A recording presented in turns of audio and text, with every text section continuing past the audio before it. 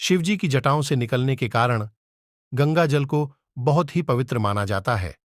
माना जाता है कि इसे के इस्तेमाल से हर तरह की नकारात्मक ऊर्जा दूर होती है। हिंदू धर्म में माता गंगा का महत्वपूर्ण स्थान प्राप्त है। गंगा की महिमा युगों युगों से चली आ रही है। पुराणों में गंगा जल को अमृत माना गया है। गंगा नदी का जल सालों तक रखने पर भी कभी खराब नहीं होता है। माना जाता है कि इस जल के नियमित प्रयोग से कई सारे रोग दूर होते हैं। गंगा जल के गुणों को जड़ी बूटियों और आयुर्वेद से जोड़ा जाता है। पुराणों में गंगा को स्वर्ग की नदी माना गया है। शिवजी की जटाओं से निकलने के कारण इसके जल को बहुत ही पवित्र माना जाता है। अपने दैवीय गुणों की वजह से गंगा को विशेष दर्जा प्राप्त है। यही वजह है कि लगभग हर घर में गंगा जल रखा होता है। गंगा जल को हमेशा अपने घर के ईशान कोण यानी पूजा घर में ही रखना चाहिए। जानते हैं इसके कई प्रयोगों के बारे में। गंगाजल फॉर पूजा। हिंदू धर्म में माता गंगा का महत्वपूर्ण स्थान प्राप्त है। गंगा की महिमा युगों युगों से चली आ रही है। पुराणों में गंगा जल को अमृत माना गया है। गंगा नदी का जल सालों तक रखने पर भी कभी खराब नहीं होता है। माना जाता है कि इस जल के नियमित प्रयोग से कई सारे रोग दूर होते हैं। गंगा जल के गुणों को जड़ी बूटियों और आयुर्वेद से जोड़ा जाता है। पुराणों में गंगा को स्वर्ग की नदी माना गया है। शिवजी की जटाओं से निकलने के कारण इसके जल को बहुत ही पवित्र माना जाता है। अपने दैवीय गुणों की वजह से गंगा को विशेष दर्जा प्राप्त है। यही वजह है कि लगभग हर घर में गंगा जल रखा होता है। गंगा जल को हमेशा अपने घर के ईशान कोण यानी पूजा घर में ही रखना चाहिए। जानते हैं इसके कई प्रयोगों के बारे में।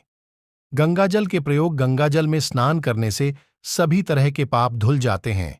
यही वजह है कि गंगा को पाप मोचनी नदी भी कहा जाता है। गंगा के जल को घर में सूर्य या चंद्र ग्रहण के समय छिड़कने से ग्रहण का नकारात्मक प्रभाव खत्म हो जाता है। किसी भी मांगलिक कार्यक्रम में घर, यज्ञवेदी या किसी स्थान को शुद्ध करने के लिए गंगा जल का प्रयोग किया जाता है।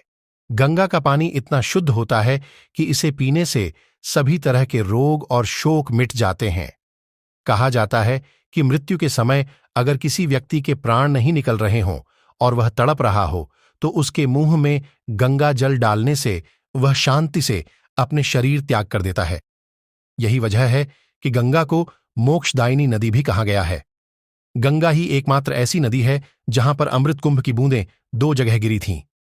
ये जगहें प्रयाग और हरिद्वार थीं, इसीलिए यहां कुंभ का आयोजन होता है। गंगा जल न तो अशुद्ध होता और ना ही यह सड़ता है। इसीलिए इस जल को घर में एक तांबे या पीतल के लोटे में भरकर रखा जाता है। इसे घर में रखने सभी तरह के संकटों का समाधान होता है।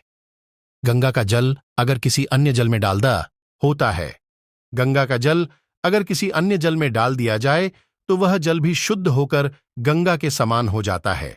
इसमें कभी कीड़े पैदा नहीं होते। यही कारण है कि गंगा के पानी को बेहद पवित्र माना जाता है। इसे पीने से कई तरह के रोग नष्ट होते हैं। गंगा का पानी इतना शुद्ध होता है कि इसे पीने से सभी तरह के रोग और शोक मिट जाते हैं।